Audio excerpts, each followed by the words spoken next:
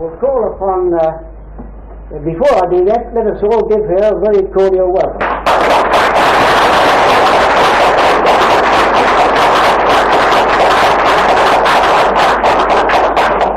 I'll ask that Devi now to address you. Speak from here? So I think I should go there because of the recording. Oh, yes, I think it would be better.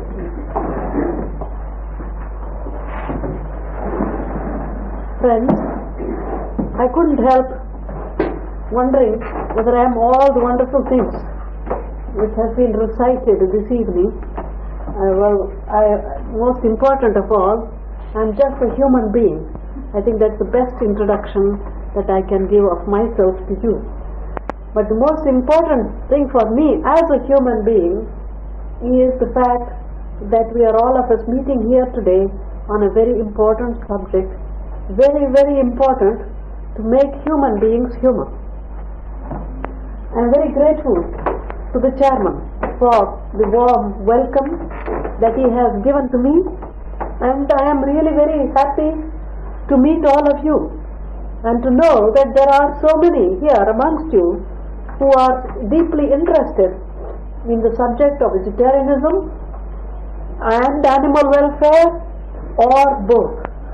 As far as I am concerned, vegetarianism is also animal welfare. But there are some people who feel that animal welfare has nothing to do with vegetarianism, and there are many who feel that vegetarianism has nothing to do with animal welfare.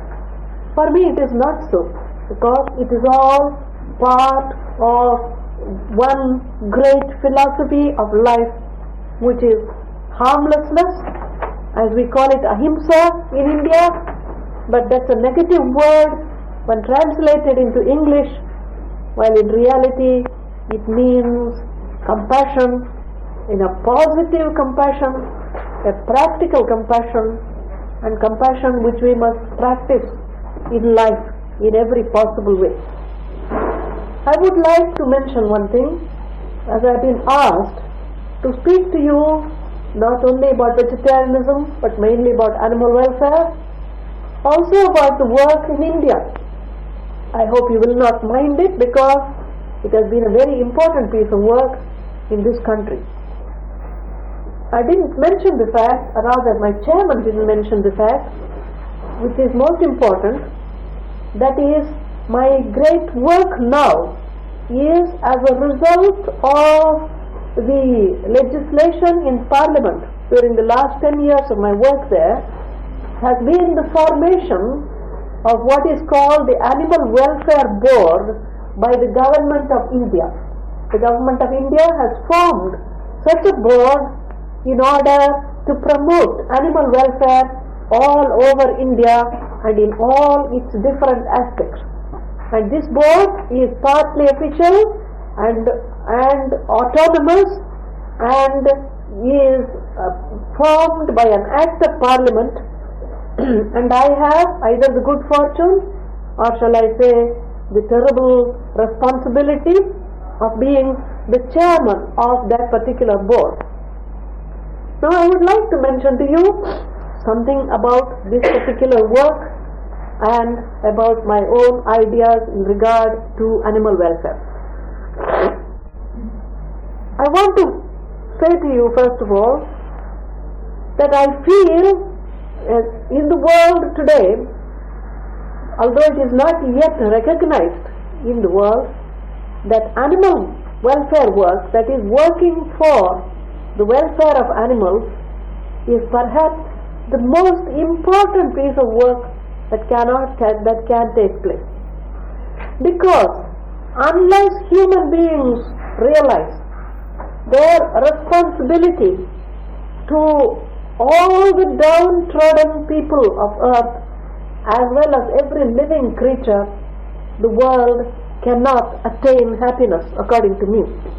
And if we leave out of our consciousness, when we are working for the welfare of humanity, if we leave out of our consciousness the animal kingdom, there is no doubt about it that we can never attain either peace or happiness because we have left out millions and millions of creatures who are not only cruelly treated but are exploited by man for every possible purpose for his own pleasure and completely indifferent to their happiness.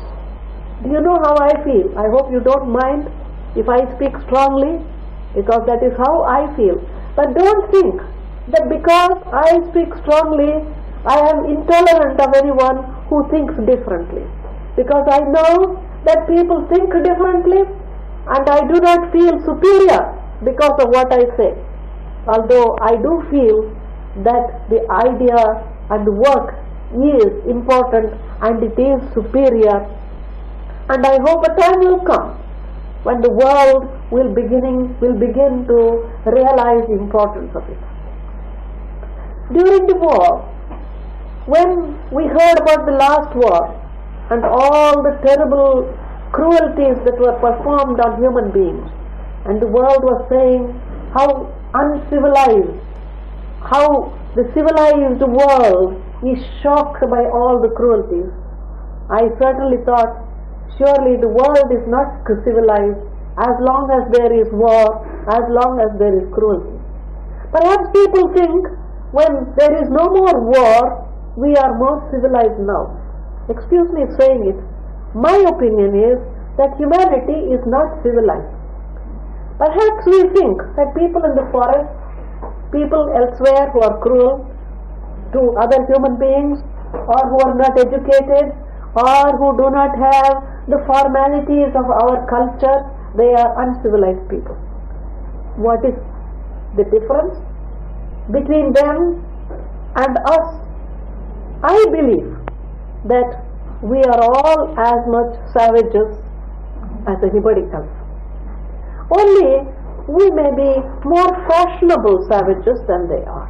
I hope you don't mind that strong remark. This doesn't mean it applies to any particular person. It applies to humanity in general, because when I see the terrible amount of cruelty that is performed on very innocent creatures, absolutely born upon this earth, created by the Creator, just like you and I, innocent, happy, following their own instincts, and when man feels now, because they cannot speak, because they cannot defend themselves, because they are not as strong as we are, because their intellects are not as developed as we are, we have therefore a right to perpetrate cruelty upon them. We have a right to destroy them. We have a right to kill them. We have a right to use them for our own purpose. And if man can take advantage of any creature, whether it is human or subhuman, when it is not able to defend itself, then man is an exploiter. And that is really what I feel about man. And I do not like to think in terms of cruelty, which country is more cruel or which country is less cruel. Because I find there are thousands of varieties of cruelties which exist in the world, and in each country, in each religion, it is different. And for different purposes. And even those who speak for kindness to animals, they have what I call blind spots. How many purposes does man use the animal? In everything. Whether it is for food, that is the first thing. Of course, you can say man is eating animals, they haven't thought about it, or perhaps they have needed it. I can well understand. Because when man was an animal, even though in a man's body, he was living upon another creature as some animals are living upon other creatures. But when man begins to think, he is certainly and ought not to be any more an animal. He should be different from those animals, and he should follow the example of those superior animals which do not live upon other animals. And certainly, to me, vegetarianism is not merely just food. It's not merely eating right food, because I know there are many who are vegetarian for the sake of health. Well, it is quite true that it is possible to be much healthier with vegetarianism. It doesn't mean that people who eat meat are necessarily examples of ill health, because one of the arguments that is used in India very often by the modern mentality is that the people need meat, that is the reason why because they do not have meat, they are unhealthy. But very often it's not because they are vegetarians that they are unhealthy, but because they are the wrong kind of vegetarian, because we don't understand about food. So there is also not only vegetarianism, but right kind of vegetarianism is involved when it comes to health. Well, that is an argument in its favor. Of course, man's body can get accustomed to anything. In some parts of India, for example, they eat chilies, very, very hot food, which simply burn you up, just like fire. But they are perfectly happy, even tiny children eat them. They are perfectly healthy. I think it's both because our bodies have a natural capacity to adapt ourselves and to adjust to anything by habit. But we should not be creatures of habit. We are supposed to think. That's the fundamental difference between the animal and ourselves. And if we start to think, but even more than thinking, if we start to feel, and we are supposed to have hearts with which to feel, if we start to feel, then we shall begin to realize what man is responsible for, what unhappiness he is responsible for. We don't see it. In India you see animals all the time. You see starving animals, you see animals that are being treated even cruelly by the poor people and others, ignorant people. They say there's more cruelty in India. Well, you see more cruelty in India, but because you see animals more also in India. You don't see animals in the West. You have to go somewhere far away in order to see animals. I have not seen one single cow or a horse here in Australia since I arrived. Such a thing would not be possible in India. You are all the time seeing them in the streets. So you are more conscious of the cruelty. I am not justifying it, mind you, because I believe there is cruelty of every kind, everywhere. Now, leaving that point of view aside, from the point of view of vegetarianism, there is no doubt that the most important argument in favor of vegetarianism is, to me, the one and only argument, that is that we have no right to take advantage of innocent animals and to eat them. I like the motto of the London Vegetarian Society, which says, be kind to animals by not eating them. I think that's a very, very good motto, because we can even say to people, be kind to your friends by not eating them. Because if you eat your friends, you are a cannibal. Well, if you eat the animals, you are something else. But you don't call it cannibalism, but it is next best, perhaps even worse, because we take a defenseless creature and take advantage of it. Well, we have to remember that the first requisite for kindness to me, for my personal reason, is not eating them. But it is not enough, because in India you find millions and millions of vegetarians who have been vegetarians for thousands of years, some of them with a great tradition, with an unbroken tradition. We can hardly calculate how many years of tradition, centuries. I myself, for example, it is impossible. My grandfather, great-grandfather, and hundreds of grandfathers before them, all been vegetarians. With that tradition, because there is that tradition and there are millions of people who are vegetarian, what has happened is that the majority of the vegetarians in India do not know why they are vegetarian. And if you ask them, why are you a vegetarian? They say, because my father was, because my grandfather was. They have not realized why the ancestors were vegetarian. Why they are vegetarian? because they believed that man has no right to live upon another creature. Secondly, there was no need for man to live upon another creature. It is because of that this idea has grown and grown. Of course, in the Jain religion, nobody eats meat at all. Next to the Jain religion, the Hindus have the majority of non-meat eaters. That is mainly because in Hinduism, they have not forced people to any one habit. They have pointed out it is better not to eat. But they have never said, do not. Because it is for each man to make up his mind for himself. I regret to say that it is not so amongst Buddhists. Although there was a time when Buddhists of India were vegetarian, because one of the greatest leaders, Ashoka, if you read one of his great edicts, which you can read even today, he writes about the number of animals that were being killed in his palace. And he says, tomorrow I shall kill less. Day after tomorrow I shall kill even less. And ultimately I shall kill no animals at all for food. This is one of the declarations which you can read today amongst his great rock edicts which are carved in the rocks in India. And he was one of the greatest followers of the Buddha. But unfortunately that has gone because you see, man likes to translate the teachings of the great according to his convenience.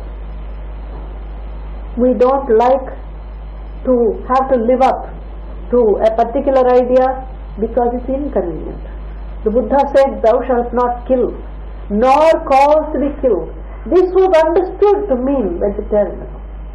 Of course, non-vegetarians have started the story that the Buddha was a meat eater, which is completely wrong, even according to many of the great learned people of Buddhism. They say so because it is convenient for them. Perhaps tomorrow or some other day in the future, those who want to follow Gandhiji will say Gandhiji was a meat eater. They might find they probably will take a sentence out of his autobiography, in which he said that while he was in England for a short time as a student, he began to eat meat. And they'll probably take out that one sentence and repeat, therefore he was a meat eater. And forgetting that later he realized that it was wrong and changed his mind. That is humanity's weakness. We all like to follow our own way, but we don't dare to say that we think so. We like to lean against some great person whom we like to quote as an authority. But as far as I am concerned, it doesn't matter whether the Lord Buddha ate meat. It doesn't matter whether Sri Krishna ate meat. It doesn't matter whether Gandhiji ate meat. I don't mind if God eats meat, but I never will. As that is my own conviction. It makes no difference to me. That is one subject on which I will be opposed to God if ever He proposes that I should eat meat. If you know, don't think it's a sacrilege the way I am talking. It's a way of expression to show you how strongly I believe in it. Well, this is how I feel, and I feel so unhappy to see that the world is not really realizing this great important factor.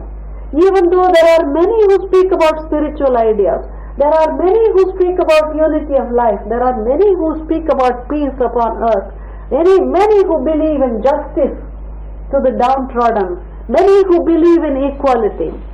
But until the world comes to a realization that of one life means the inclusion of all life. But it doesn't mean, of course, some people say, why do you eat vegetables as life? There are people who say many things for argument's sake. Well, it is quite true. Even when I eat nothing, I am taking life when I am breathing. That's true.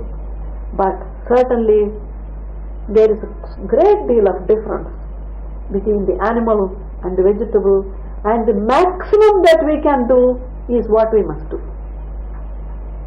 Now this is my opinion, but I want you to know this.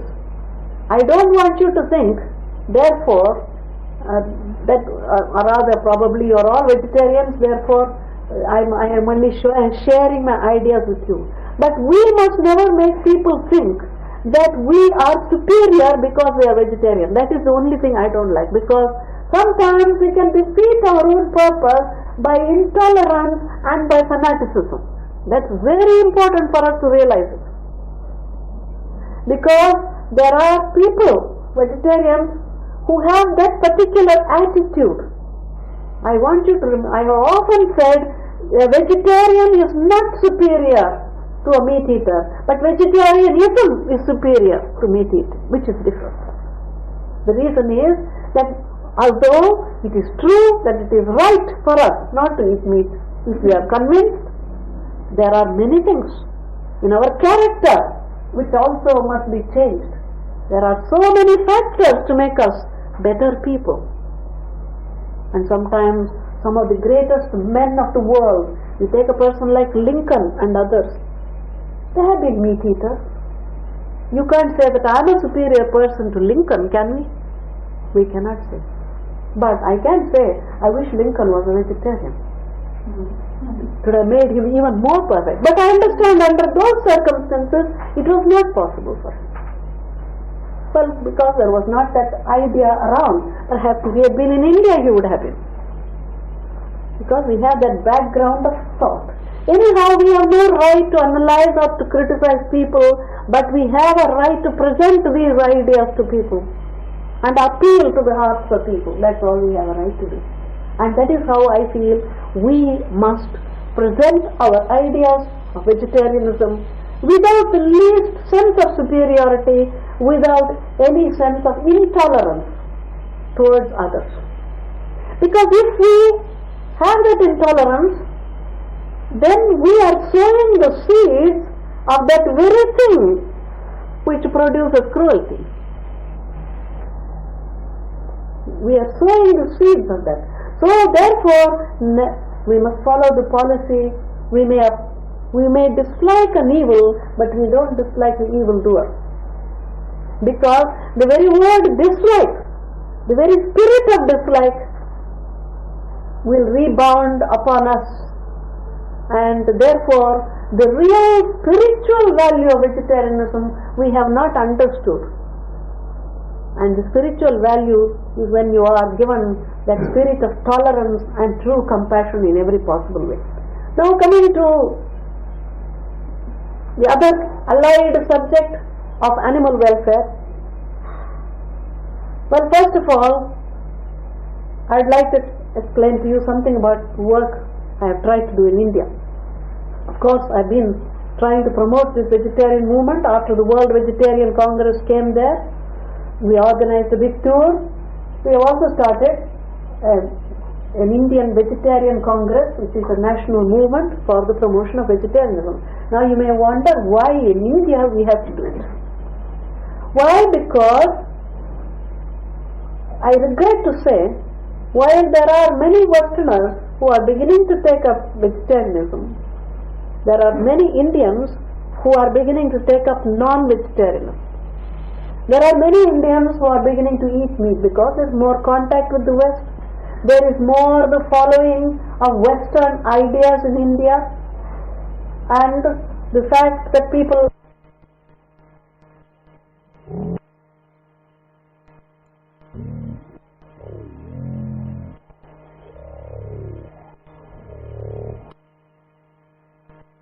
do it is to promote meat eating.